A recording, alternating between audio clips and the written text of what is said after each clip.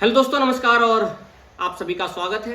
और आज के अगले अध्याय में हम शुरू करने जा रहे हैं होम रूल लीग आंदोलन।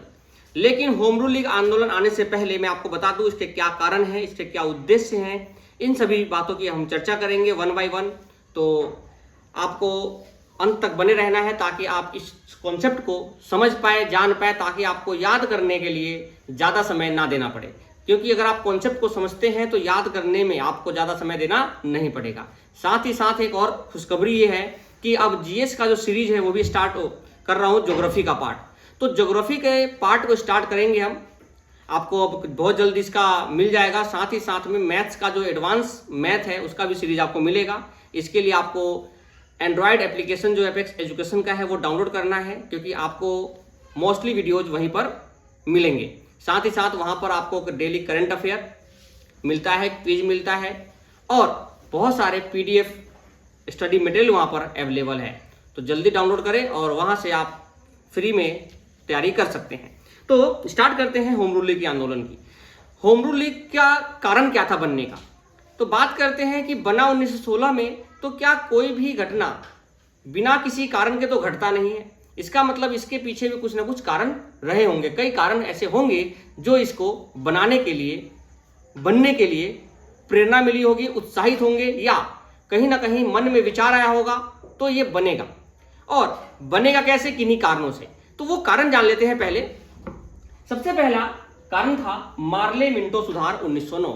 हमने पढ़ा मार्ले मिंटो सुधार 1909 के बारे में। जो 1909 का मार्ले मिंटो सुधार है उसमें पृथक निर्वाचन मंडल मुस्लिम के लिए लिया गया था। मुस्लिम लीग को पृथक निर्वाचन मंडल मिला था, जिससे कांग्रेस क्या थी, असंतुष्ट थी। यहां पर कांग्रेस का असंतुष्ट होना।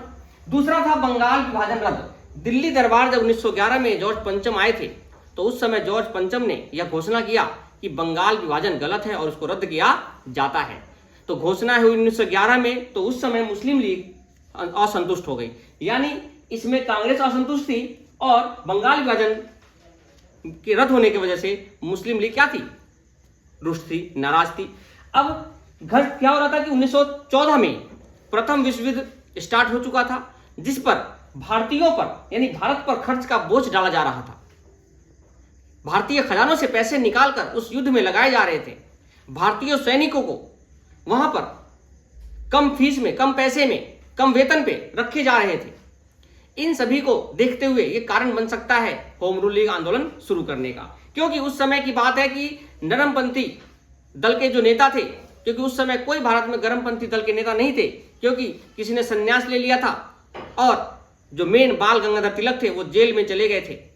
जब 1914 में लौट कर आते हैं तो ये सारी घटनाएं देखते हैं और कहते हैं कि जिस स्तर पर मैं भारत को छोड़कर गया था वो भारत आज नहीं है। ये सब कारण उनके मन में, उनके विचार में आया है और आया होगा, जिसकी वजह से इन्होंने होम रूल लीग स्थापना करने की सोचा होगा। और एनी बेसेंट से भी मिलते हैं वो आने के बाद। तो अगला कारण है बाल गंगाधर जेल से रिहा हो जाते हैं। और रिहा होते ही जब 1916 में लखनऊ पैक्ट होते हैं वहां पर भी इनको असंतुष्टि मिलती है, क्योंकि 1915 में इन्होंने होम रूल लीग का प्रस्ताव कांग्रेस को में पेश किया था, जिसको कांग्रेस ने अस्वीकार कर दिया था। और अस्वीकार करने की वजह से 28 अप्रैल 1916 को, अगले 1916 के लखनऊ पैक्ट से पहले की बात है ये, कि 28 अप्रैल 1916 को स्थापना कर दिया बाल गंगाधर तिलक ने पुणे में क्या, होम रूल लीग, जो नाम से जाना जाता है महाराष्ट्र होम रूल लीग। क्योंकि महाराष्ट्र नाम इसलिए इसको रखा गया क्योंकि ये महाराष्ट्र के क्षेत्रों तक ही सीमित रहा, ये अधिक क्षेत्रों में प्रभावशाली नहीं रहा। और दूसरा, जो एनी बेसेंट द्वारा 1 सितंबर 1916 को संगठन बनाया गया, जो थियोसॉफिकल सोसाइटी, क्योंकि जो एनी बेसेंट थी वो थियोसॉफिकल सोसाइटी से संबंध रखती थी, उसके सदस्य थी और उसकी अध्यक्षता भी अपने हाथों में ले लिया था। उसके बाद इन्होंने थियोसॉफिकल सोसाइटी के जो भी सदस्य थे उन सभी को इंडियन होम रूल लीग आंदोलन में शामिल कर लेते हैं। और ये जहां पर इन मुख्यालय था थियोसॉफिकल सोसाइटी का, उसी मुख्यालय में अपना मुख्यालय बनाते हैं, और वो है मद्रास, अड्डार की जगह पे। यानी अड्डार में इन्होंने स्थापना किया, इन्होंने पुणे का बेलगाम में स्थापना किया। यानी दोनों के दोनों साथ चलते रहे, लेकिन इनके मन में विचार सबसे पहले आया क्योंकि ये आयरलैंड की थी और आयरलैंड में ये जो होम रूल लीग आंदोलन है ये 1870 के स्टार्टिंग में ये वहां पे चल रहे थे और इससे सफलता मिली थी।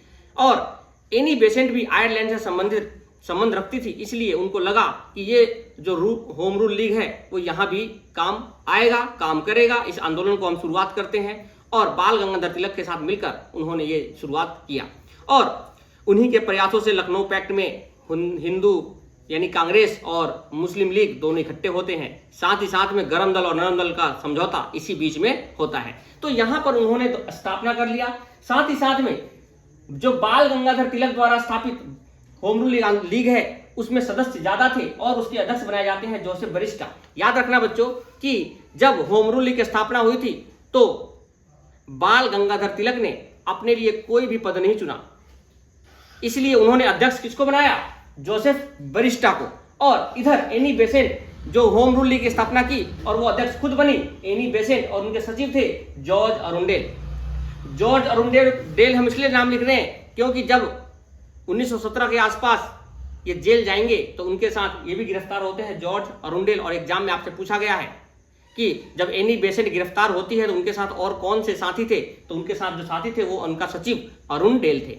तो अरुंडेल इसलिए हमें जानना जरूरत है। और यहाँ पर बात करते सदस्य 27,000 थे, यहाँ सदस्य 32,000 थे। ये सदस्य क्यों बढ़ रहे थे, क्यों घट रहे थे? ये पूरे भारत में फैला हुआ था तो भी सदस्य कम थे, ये भारत ना फैलते हुए सदस्य ज्यादा थे। तो ये कारण ये था कि ये कम लोगों में भी शाखाएं बना देते थे। ये कम लोगों में भी क्या बना देते थे? शाखाओं को बना देते थे। लेकिन इसकी शाखाएं बनाने के लिए अधिक लोगों की जरूरत पड़ती थी, इसलिए इसके शाखा कम और लोग ज्यादा हो जाते थे।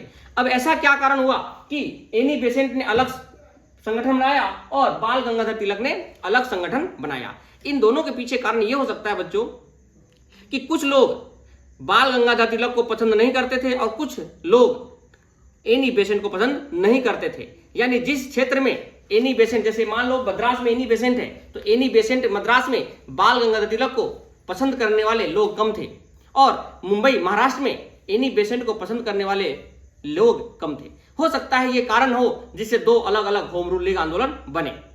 दोनों में कोई असमानता नहीं थी, दोनों की जो उद्देश्य थे, दोनों के काम, दोनों के सब कुछ एक जैसे थे, उनका उद्देश्य भी समान था। जो वो चाहते थे वही बाल गंगाधर तिलक भी चाहते थे, और जो एनी बेसेंट चाहती थी वही बाल गंगाधर तिलक, और जो बाल गंगाधर तिलक चाहते थे वही एनी बेसेंट चाहती थी। दोनों का लक्ष्य एक ही था, स्वराज, स्वशासन। इसी बात को लेकर ये सारे कारण रहे जो होम रूल लीग की स्थापना होती है 1916 में। और दोनों होम रूल लीग एक साथ ना होकर सबसे पहले बाल गंगाधर तिलक इसको संगठित करते हैं, स्थापना करते हैं, और उसके बाद बाल गंगाधर तिलक के साथ ही उनकी जो सहयोगी एनी बेसेंट जो लखनऊ पैक्ट में उनका साथ देती है वो उनका साथ देती है, और वो अपने मद्रास अड्डार की जगह पर अपने संगठन को स्थापना करती है। और वो संगठन किसके साथ मिल जाती है? थियोसॉफिकल सोसाइटी के साथ। तो पूछा जा सकता है कि 1916 के जो एनी बेसेंट द्वारा स्थापित संगठन है वो किसकी स्वरूप में बना था, किसके रूपरेखा पर है? तो वो थियोसॉफिकल सोसाइटी के रूपरेखा, यानी पूरा का पूरा थियोसॉफिकल सोसाइटी को उसमें मर्ज कर दिया गया था, जिसका मुख्यालय भी कहाँ था? मद्रास में। थियोसॉफिकल सोसाइटी का मुख्यालय भी मद्रास में, और इंडियन होम रूल लीग की स्थापना भी मद्रास में हुआ, और मुख्यालय भी कहाँ हुआ? मद्रास। इसका जो मुख्यालय था वो पुणे में रहा, क्योंकि स्थापना पुणे में हुआ तो इसका मुख्यालय भी पुणे में रहा। इसके अध्यक्ष कौन थे? Joseph barista. इसके अध्यक्ष थे एनी बेसेंट, खुद ही बनी थी, इसमें उन्होंने कोई अध्यक्ष पद नहीं लिया था। अब इनके उद्देश्य की बात करते हैं तो उद्देश्य क्या था? अंग्रेजी सत्ता के अधीन ही स्वशासन को प्राप्त करना था। दोनों होम रूल लीग आंदोलन का जो उद्देश्य था वो यही था कि हम अंग्रेजी सत्ता के अंतर्गत ही रहेंगे और अपने स्वशासन को आगे बढ़ाएंगे। यानी उनका जो मांग था वो स्वशासन था, ना ही अंग्रेजों को बाहर निकालने का कोई अधिकार, ना ही उनके मन में कोई विचार ऐसा आया कि हम अंग्रेजों को बाहर निकालेंगे या अंग्रेजी किसी चीज को हम नुकसान पहुंचाएंगे केंद्र में। बस वो चाहते थे कि प्रांतीय क्षेत्र में जो स्वशासन है वो हम करेंगे। होम रूल लीग का मतलब होता है, होम मतलब घर, रूल मतलब शासन, यानी हम अपने घर में शासन खुद करेंगे, बाहरी किसी का हस्तक्षेप नहीं होना चाहिए। और इसी चीज को मांग लेकर स्वराज मेरा जन्मसिद्ध अधिकार है, ये बाल गंगाधर तिलक ने इसी समय कहा था होम रूल लीग आंदोलन का, क्योंकि दोनों का उद्देश्य क्या था? स्वराज, यानी अंग्रेजी सत्ता के अधीन स्वशासन को प्राप्त करना ही दोनों का लक्ष्य थे, और स्वराज को हक से रूप में प्राप्त करना ही उनका लक्ष्य था। साथ ही साथ में बहिष्कार आंदोलन के बढ़ती हुई क्रांतिकारी घटनाओं पर नियंत्रण, यानी जो बहिष्कार आंदोलन के समय जो घटनाएं बढ़ रही थी और क्रांतिकारी बढ़ते जा रहे थे उनको भी नियंत्रित करना था, क्योंकि वो चाहते थे कि बिना नुकसान किए हम अपने स्वराज को लक्ष्य प्राप्ति कर ले, हमें इसके लिए हिंसा करने की जरूरत नहीं है।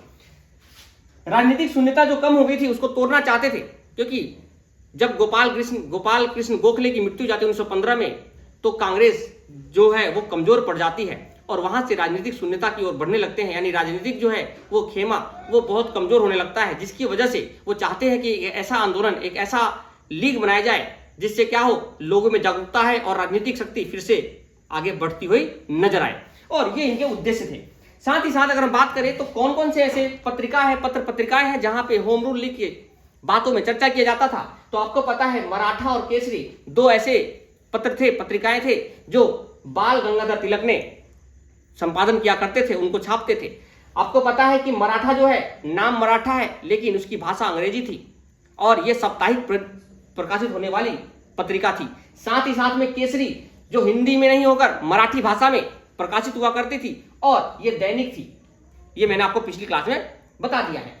कॉमनवेल्थ और न्यू इंडिया अंग्रेजी भाषा में प्रकाशित होने वाली एनी बेसेंट की पत्रिका थी। साथ ही साथ में सबसे इंपॉर्टेंट बॉम्बे क्रॉनिकल जो बीजी हॉर्नीमैन के द्वारा संपादित हुआ करता था, जो भारतीय समर्थक थे, और ये क्रॉनिकल सबसे सस्ता, इन सब में सबसे सस्ता अगर बात करें तो सबसे सस्ता जो अखबार था वो यही था, बॉम्बे क्रॉनिकल, जो उस समय 1 आने की मिलती थी और बाकी सारे जो 4 पैसे 4 आने की मिला करती थी। यानी आप कह सकते हो कि इसकी जो लोकप्रियता थी क्रॉनिकल की वो बहुत ज्यादा थी। आज भी अगर जो बच्चे प्रतियोगिता की तैयारी करते हैं तो उनके लिए क्रॉनिकल सबसे बेस्ट माना जाता है। जो बच्चे यूपीएससी की तैयारी करते हैं उनके लिए जो जीएस का जो पार्ट है वो सबसे बेस्ट माना जाता है, किसका? क्रॉनिकल का।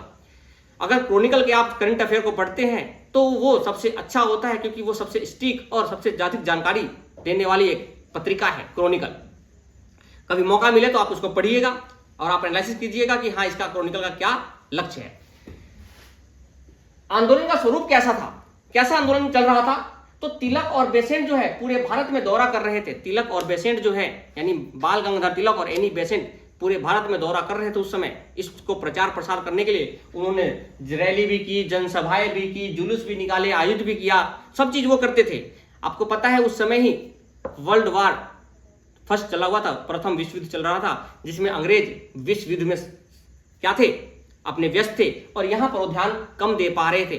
फिर देखो क्या घटना घटती है, वो उन्होंने पत्र पत्रिकाएं, पर्चे, पोस्टर सब बांटे जा रहे थे, सभागार, कक्षाएं, लाइब्रेरी सब कुछ बनाए जा रहे थे। सरकार की तीखी आलोचना भी कर रहे थे। अभी तक सरकार कोई भी एक्शन नहीं ले पा रही थी, क्योंकि वो अभी कहां बिजी थी, वो अभी बिजी थी प्रथम विश्व युद्ध में। और जब उनको लगता है कि प्रथम विश्व युद्ध हमारे खेमे में आने वाला है तो वो भारत की तरफ नजर डालते हैं और उसके परिणाम देखते ही सरकार दबाव में आ गई, क्योंकि अभी तक वो कहां है, प्रथम विश्व युद्ध में है। और जिससे क्या हुआ, सरकार दबाव में आई और जैसे दबाव में आई तो सरकार ने अपना जो स्टेप है, कदम है, उठाना शुरू किया और उन्होंने सबसे पहले जो आंदोलन जिस वजह से बढ़ रहा था उसके कारण को काटने की, जड़ से काटने की कोशिश की और उन्होंने तिलक और बेसेंट को सभाओं पर रोक लगा दिया, प्रतिबंध लगा दिया। और उन्होंने ये भी कहा कि दिल्ली और पंजाब में इनके जो प्रवेश है उन पर निषेध लगा दिया। यानी बाल गंगाधर तिलक और एनी बेसेंट को दिल्ली में और पंजाब में प्रवेश निषेध कर दिया, यानी वो वहां पर एंट्री नहीं ले सकते थे। ये 2 घटनाएं पेपर में आपसे पूछा जाता है। तो होम रूल लीग के आंदोलन के दौरान इन दोनों के प्रवेश पर निषेध लगा दिया जाता है दिल्ली और पंजाब में। मद्रास में सभी सभाओं पर सख्ती बरती जाती है, क्योंकि मद्रास में एनी बेसेंट ज्यादा सख्ती से पेश आ रहे थे, इसलिए मद्रास में सभी सभाओं पर सख्ती बरती जा रही थी। साथ ही 1917 में आंदोलन शिखर पर पहुंचा। 1917 में आंदोलन जो है वो शिखर पहुंचा और एनी बेसेंट को गिरफ्तार कर लिया जाता है। एनी बेसेंट को गिरफ्तार कर लिया जाता है और आंदोलन तेज हो जाता है। जैसे ही गिरफ्तार करते हैं आंदोलन तेज हो जाता है और तेज होते ही गर्मपंथी के नेता जो थे वो भी इनके सपोर्ट में आ जाते हैं, एनी बेसेंट के सपोर्ट में आ जाते हैं। और एनी बेसेंट के सपोर्ट में आने के बाद महात्मा गांधी के परामर्श से बहुत सारे लोग, हजारों लोग एक पत्र पर साइन करते हैं जो उनसे मिलने के लिए जेल में जाने के इच्छुक थे।